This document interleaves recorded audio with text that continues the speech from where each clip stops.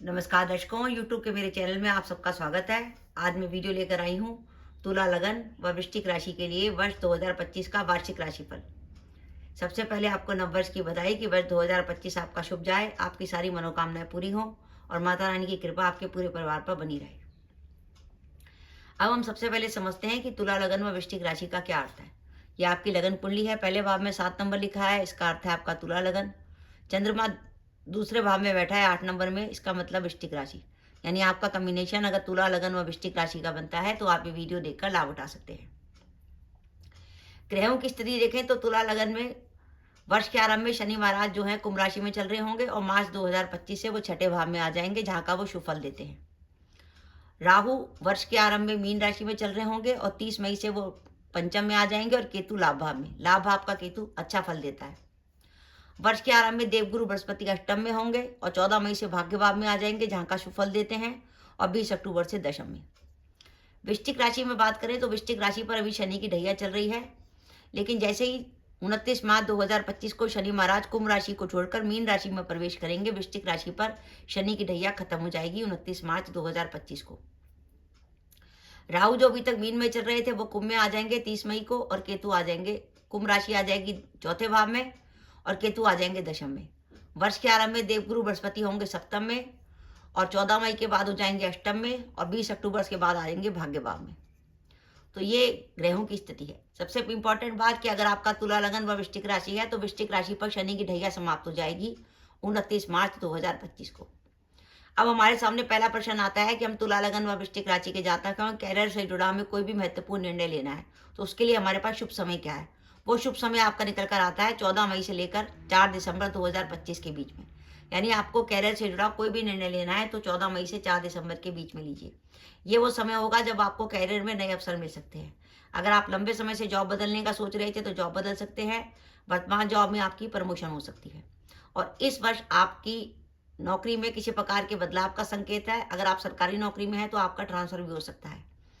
और अगर आप लंबे समय से विदेश जाने के लिए सोच रहे थे तो ये वर्ष विदेश जाने के लिए बहुत अच्छा है। ध्यान रखिए, कैरियर से जुड़ा कोई भी महत्वपूर्ण निर्णय लेना है तो 14 मई से 4 दिसंबर के बीच में लीजिए। वर्ष के आरंभ में जनवरी से लेकर 13 मई के बीच में कैरियर में कुछ सावधानी रखिएगा। हो सकता है जनवरी से लेकर 13 मई के बीच में कार्यस्थल पर कोई विवाद हो जाए, उच्च अधिकारी नाराज हो जाए, तो थोड़ी सी सावधानी रखिएगा। वर्ष के आरंभ में कुछ नहीं करना, जो चल रहा है चलने दीजिए और जो भी डिसीजन लेना है वो 14 मई से दिसंबर के बीच में लीजिए कैरियर से जुड़ा। अब आपके पारिवारिक व सामाजिक जीवन की बात करें तो तुला लगन व वृश्चिक राशि के जातक है, लंबे समय से अपनी विवाह के लिए इंतजार कर रहे थे तो इस वर्ष आपका विवाह तय हो सकता है। अगर आप संतान प्लान करने की सोच रहे थे, विवाहित हैं, तो संतान सुख मिल सकता है। प्रेम संबंधों के लिए वर्ष अच्छा है। जो विद्यार्थी प्रतियोगिता परीक्षा की तैयारी कर रहे हैं उनके लिए वर्ष काफ़ी अच्छा जाने वाला है और यह वर्ष धन के लिए शुभ रहने वाला है।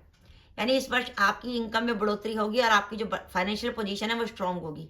उसका रीज़न एक तो ये हो सकता है कि आपको ऐसी जॉब मिल जाए जिसमें आपकी सैलरी ज़्यादा हो, या आपको ऐसा काम शुरू कर दें व्यापार में जिसमें आपकी इनकम बढ़ जाए। तो फाइनेंशियली ये वर्ष आपके लिए शुभ जाने वाला है। आपकी आर्थिक स्थिति मजबूत हो जाएगी। आप तुला लगन और वृश्चिक राशि के जातक हैं और लंबे समय से मकान में इन्वेस्ट करने की सोच रहे थे, प्रॉपर्टी बनाना चाहते थे, तो प्रॉपर्टी में निवेश करने के लिए वर्ष बड़ा शुभ है। और बाई चांस आपकी कुंडली में मंगल की, गुरु की या शुक्र की दशा अंतर्दशा चल रही है तो इस वर्ष आप प्रॉपर्टी में निवेश करके लाभ कमा सकते हैं।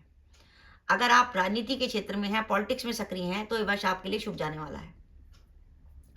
अब हम बात करें कि इस वर्ष आपको सावधानी क्या रखनी है। इस वर्ष की खासियत बात यह है कि वर्ष के आरंभ में तुला लगन से देवगुरु बृहस्पति अष्टम में रहेंगे 1 जनवरी से लेकर 13 मई तक। उसके बाद 14 मई से लेकर 19 अक्टूबर तक वृश्चिक राशि से गुरु अष्टम में रहेंगे।